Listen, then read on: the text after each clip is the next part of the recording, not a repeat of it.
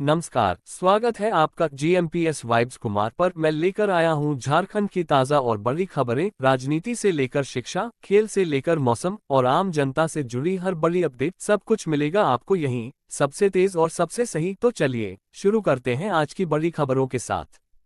BCCI ने एशियाई cricket परिषद एसीसी की एजीएम में एशिया कप ट्रॉफी विवाद पर कड़ा ऐतराज जताया है। एसीसी चीफ मोसिफ नकवी को एजीएम में भारतीय टीम की तारीफ करनी पड़ी। भारत ने फाइनल में पाकिस्तान पर रोमांचक जीत हासिल की थी। भारतीय क्रिकेट बोर्ड बीसीसीआई ने मंगलवार को एशियाई क्रिकेट परिषद एसीसी की वार्षिक आम बैठक एजीएम में भारत को एशिया कप 2025 की विजेता ट्रॉफी प्रदान न किए जाने पर कड़ा ऐतराज जताया, लेकिन एसबीडीईसी के अध्यक्ष मोहसिन नकवी अपने रुख पर बरकरार हैं। भारत को रविवार को ट्रॉफी नहीं दी गई थी क्योंकि भारतीय टीम ने पाकिस्तान सरकार में मंत्री और पाकिस्तान क्रिकेट बोर्ड पीसीबी के अध्यक्ष नकवी से ट्रॉफी लेने से इनकार कर दिया था। इस एजीएम में बीसीसीआई का प्रतिनिधित्व बोर्ड के उपाध्यक्ष राजीव शुक्ला और पूर्व कोषाध्यक्ष आशीष शेलार ने किया। एशिया कप की ट्रॉफी दुबई स्थित एसबीडीईसी के कार्यालय में ही रखी हुई है और यह भी स्पष्ट नहीं है कि इसे विजेता टीम के पास कब तक पहुंचाया जाएगा। झारखंड को 1993 बैच के आईएएस अधिकारी अविनाश कुमार के रूप में नया मुख्य सचिव मिला है। उन्होंने निवर्तमान मुख्य सचिव अलका तिवारी 1988 बैच की जगह ली, जो 30 सितंबर को सेवानिवृत्त हुई। अविनाश कुमार पहले अपर मुख्य सचिव, मुख्यमंत्री कार्यालय, विकास आयुक्त और झारखंड ऊर्जा विकास निगम के अध्यक्ष सह प्रबंध निदेशक जैसे महत्वपूर्ण अतिरिक्त प्रभारों में कार्यरत थे।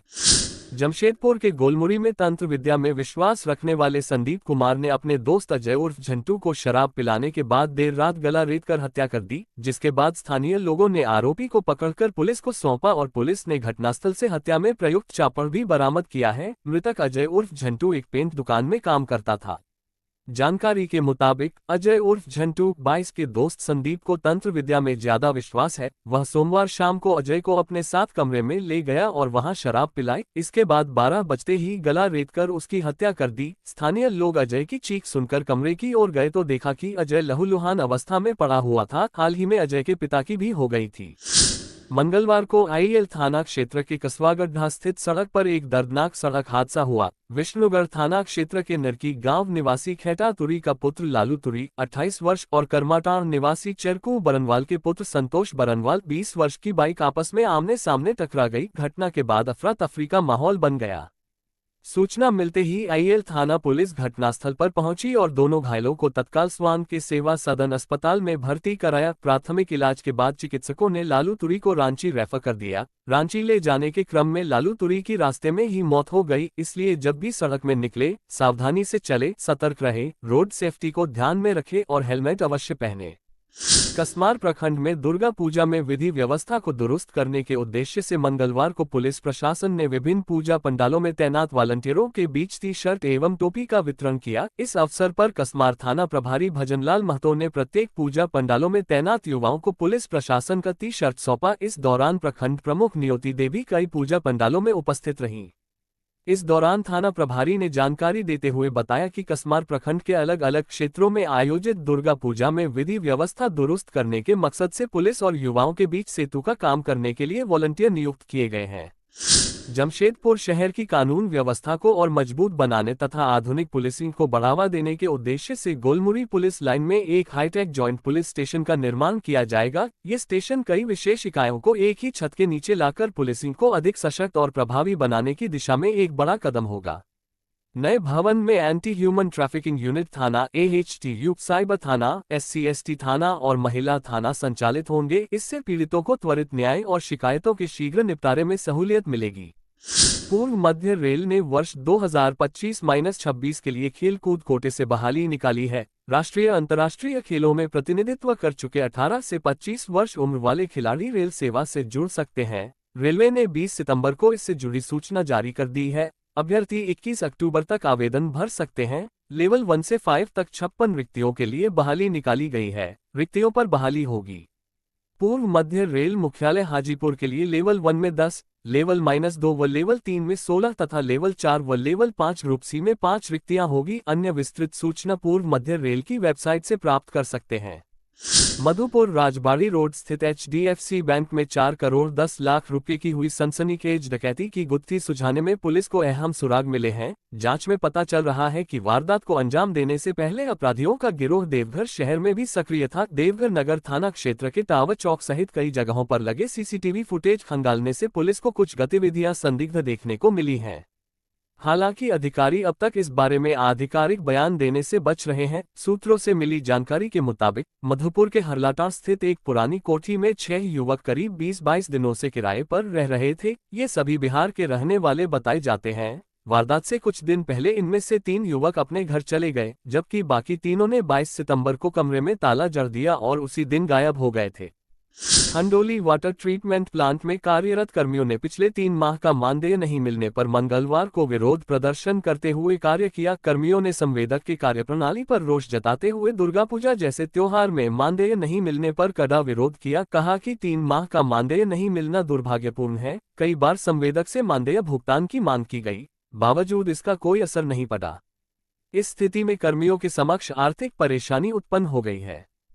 मां दुर्गा के आराधना के क्रम में महाअष्टमी को 8वां स्वरूप महागौरी का आह्वान कर विधिवत पूजा अर्चना की गई। मां के इस स्वरूप के दर्शन पूजन के लिए मंगलवार को सुबह से ही दुर्गा मंदिरों एवं पूजा पंडालों में पुरुष एवं महिला श्रद्धालुओं का तांता लगा रहा। मान्यता है कि महागौरी की आराधना कल्याणकारी है। इनकी आराधना से भक्तों के कष्टों से मुक्ति मिलती है और उन्हें मनोवांछित फलों की प्राप्ति होती है। महाअष्टमी मां दुर्गा की आराधना का महत्वपूर्ण दिन होता है। महाअष्टमी पर श्रद्धालुओं ने उपवास रखकर मां दुर्गा की आराधना की। जो भक्त नवरात्र के 9 दिन व्रत नहीं रखते हैं, वे भी महाअष्टमी के अवसर पर व्रत रखते हैं। रामगढ़ छावनी परिषद फुटबॉल ग्राउंड में दशहरा का उत्सव इस बार और भी भव्य होने जा रहा है। रामगढ़ कैंट दशहरा समिति की ओर से सभी तैयारियां पूरी कर ली गई हैं। समिति के अध्यक्ष दीपक सोनकर और महासचिव सत्यजीत चौधरी ने बताया कि इस बार बिहार के मुजफ्फरपुर से आए दक्ष कारीगरों ने रावण, कुंभकर्ण और मेघनाथ के विशालकाय पुतले तैयार किए जा रहे हैं। रावण का पुतला 70 फीट, कुंभकर्ण का 65 फीट और मेघनाथ का 60 फीट ऊंचा होगा। इस बार दर्शकों के लिए सबसे खास आकर्षण होगा रावण की लंका। कारीगरों की ओर से बनाई जा रही ये लंका देखने में बेहद भव्य और आकर्षक होगी। स्कूलों में चला स्वच्छता पखवाड़ा।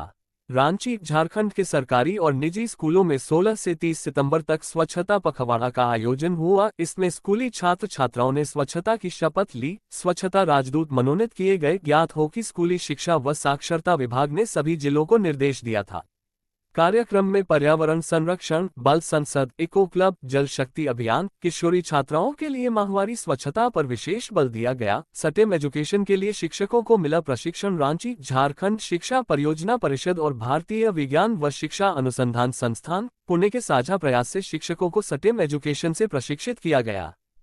दशहरा से पहले कमर्शियल गैस सिलेंडर के ग्राहकों को झटका लगा है। त्योहारी सीजन के बीच आज 1 अक्टूबर से LPG cylinder, liquefied petroleum gas के दाम बढ़ गए हैं। दिल्ली से पटना तक 19 किलो वाले LPG सिलेंडर 16 रुपये तक महंगा हो गया है।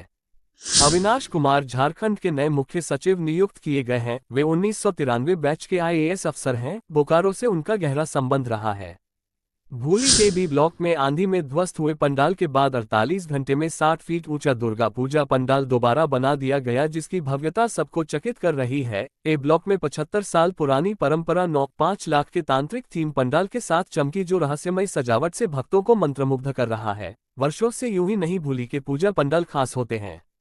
NCRB की ताज़ा रिपोर्ट में झारखंड को लेकर चिंता जताई गई है। हत्या दर के मामले में झारखंड देश में दूसरे नंबर पर है। ये राज्य की कानून व्यवस्था पर सवाल खड़े करता है। जाने माने विधायक सरयू राय ने राज्य सरकार से मांग की है कि एशिया का सबसे बड़ा साल का जंगल सारांडा को तुरंत वन्यजीव अभयारण्य घोषित किया जाए। झारखंड में आज से लेकर 3 अक्टूबर तक बादल और बारिश का अलर्ट जारी किया गया है। रांची, धनबाद, हजारीबाग और बोकारो समेत कई जिलों में भारी बारिश की संभावना जताई गई है। दुर्गा पूजा की तैयारियों पर भी इसका असर पड़ सकता है। उम्मीद है ये खबरें आपको पसंद आई होंगी। अगर वीडियो अच्छा लगे तो लाइक, शेयर और सब्सक्राइब जरूर करें और जुड़े रहिए GMPS वाइब्स के साथ। झारखंड की हर बड़ी अपडेट सबसे पहले पाने के लिए धन्यवाद। Folded hands.